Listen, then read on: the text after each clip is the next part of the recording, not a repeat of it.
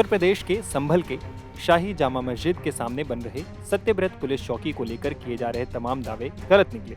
ये पुलिस चौकी वक्फ की प्रॉपर्टी पर नहीं बन रही है, बल्कि सत्यवर्ती पुलिस चौकी सरकारी जमीन पर बनाई जा रही है। इसका खुलासा मंगलवार को इस जमीन पर दावा करने वाले समद के परिवार के मोहम्मद खालिद ने खुद किया है।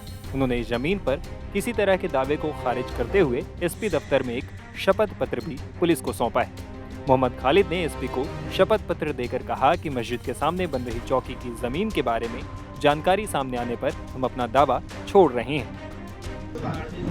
नहीं, मामला ये था कि सर हमारी जमीन नहीं है, वो हमारे बुजुर्ग जो थे देख रेख करते थे उसकी। अब हमें पता चला तो सर वो सरकारी जमीन है, हमें कोई एतराज नहीं है। बहुत अच्छा बात है चौकी बनी और बड़ी खुशी की बात है। तो ये कौन किस जमीन की बात कर रहे हैं जिस पर जामा मस्जिद के जो सामने है? जी सर। तो जामा मस्जिद के जो जमीन है वो आप लोग का था? नहीं, हमारा नहीं सर, वो तो हमें हमारे बुजुर्ग जो थे उसकी देख रेख करते थे, हमें क्या पता। अच्छा। अब जब पता चला हमें कि हमारी नहीं है तो सर जाहिर सी बात है। तो आपने आपत्ति हटा दी है कि हमारी? हाँ, नहीं हमारी नहीं है सर। आपकी नहीं है? जी सर। तो वैसे जो ट्वीट किए थे पेपर अब्दुल समद नहीं सर, हमें नहीं पता किसने करे। अब्दुल समद कौन है? अब्दुल समद दादा।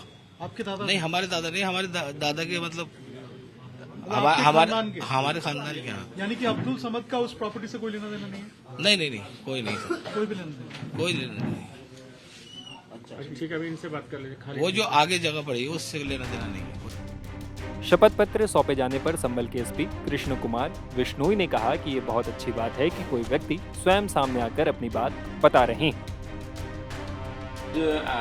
एक शपथ पत्र है, वो मोहम्मद खालिद की तरफ से उनके प्रतिनिधि, उनके शायद पुत्र हैं, उनके द्वारा यहाँ पुलिस अधीक्षक कार्यालय में प्रॉपर पर्ची कटवाने के बाद में यहाँ आके मिले मेरे से, और उन्होंने शपथ पत्र दिया कि जो शाही जामा मस्जिद है, जो विवादित धर्मस्थल जो अभी वहाँ पे है, उसके पास में जो पुलिस चौकी है, आउटपोस्ट है जिसका निर्माण कराया जा रहा है, उस आउटपोस्ट पे उनको किसी प्रकार की कोई आपत्ति नहीं है।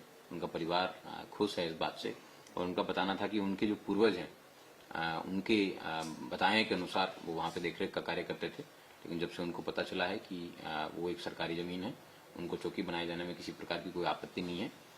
उन्होंने इसके संबंध में एक नोटरी हलफनामा दिया है, और उन्होंने ये भी बताया कि भविष्य में इसके अंदर कोई भी व्यक्ति अगर क्लेम करता है तो भी वो मान्य नहीं होगा।